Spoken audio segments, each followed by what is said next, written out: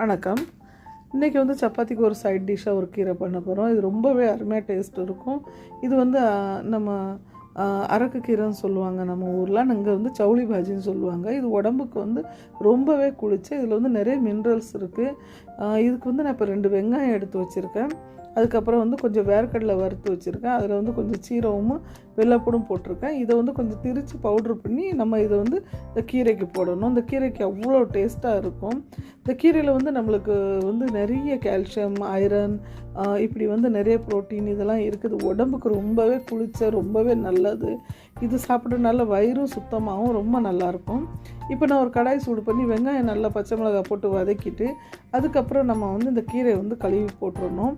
இந்த கீரை வந்து கழுவி போட்டுட்டு சுத்தமாக கழுவிடணும். ஒரு 3-4 திருப்பு நம்ம கீரை கழுவிடணும். ஏன்னா அதில் வந்து மண் எதுவும் புழு எதுவும் இருக்கக்கூடாது அப்படின்ட்டு.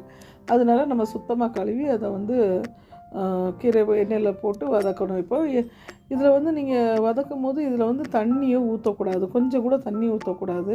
அதை மாதிரி இந்த கீரையை வந்து மூடியும் வைக்கக்கூடாது. நீங்கள் இந்த கீரையை வந்து மூடி வச்சிங்க அப்படின்னா அந்த வந்து டேஸ்ட்டே இருக்காது.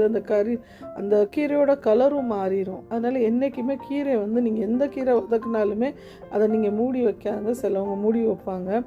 அதனால என்ன அப்படின்னா அதோட ஒரு தீஞ்சி போன ஸ்மெல்லும் வரும். அதை மாதிரி அதில் ஒரு டேஸ்ட்டு அவ்வளோவா வராது. அதனால் நீங்கள் அப்படி எவ்வளோ கொஞ்சம் நேரம் கிண்டி நீங்கள் வதக்குனீங்க அப்படின்னா ரொம்ப டேஸ்ட்டாக இருக்கும். இப்போ இதை வந்து நல்லா வதக்கியாச்சு. ஒரு 2 நிமிஷம் தான், ரொம்ப கூட அதுக்கு தேவை கிடையாது. ஒரு 2 நிமிஷம் நல்லா வதக்குனாலே போதும். அதுக்கப்புறம் நம்ம வந்து அந்த திரிச்சு வச்ச பொடியை போட்டாச்சு. இந்த திரிச்சு வச்ச பொடி வந்து ரொம்ப அருமையான ஒரு டேஸ்ட் கொடுக்கும் பாருங்கள். இதில் வந்து நம்ம இப்போ நெக்ஸ்ட்டு வந்து நான் இதோட சட்னி இப்போ காமிக்கேன் பாருங்கள். இதை வந்து நம்ம வெறும் இதில் வந்து இப்போ ஒன்றுமே போடலை, வெறும் சீரகம், வெள்ளைப்பூடு, அதுக்கப்புறம் வேர்க்கடலை வறுத்து வச்சு நம்ம திரிச்சு போட்டிருக்கோம். அவ்வளோ சூப்பராக இருக்கும். நீங்கள் மகாராஷ்டிரன் ஸ்டைலில் கத்திரிக்காய் குழம்பு அது மாதிரி எந்த கீரை பண்ணாலும், வெந்தயக்கீரை எந்த கீரைக்குனாலும் இந்த வந்து பொடி போடுவாங்க. அவ்வளோ டேஸ்ட்டாக இருக்கும். இப்போ நான் சப்பாத்தி கூட சைட் டிஷ்ஷாக இந்த சட்னி வச்சுருக்கேன். அந்த சட்னி எப்படி பண்ணலான்னு சொல்லிவிட்டு உங்கள்கிட்ட நான் காட்டுறேன்.